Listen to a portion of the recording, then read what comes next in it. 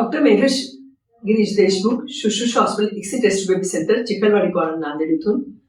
IVF charges हे का जास्त असतात, याच्यात काय प्रक्रिया असतात आणि हे चार्जेस का एवढे द्यावे लागतात, हे सगळे प्रश्न पेशंटच्या मनात उद्भवतात.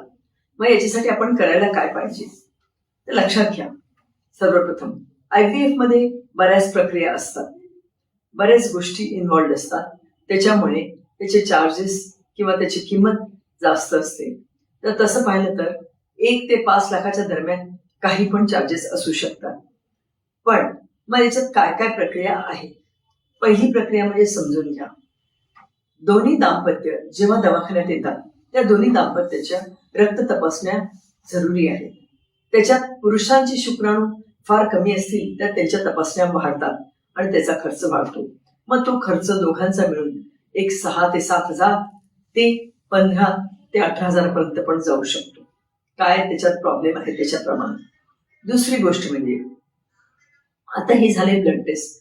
मग सोनोग्राफीचा खर्च असतो, कारण वारंवार अंडे वाढतात की नाही ही फॉलिक्युलर मॉनिटरिंग करावी लागते. जे अंडे वाढतात की नाही तर हे करताना तिला एक 4 ते 5 हजार सोनोग्राफीचा चार्जेस लागतात.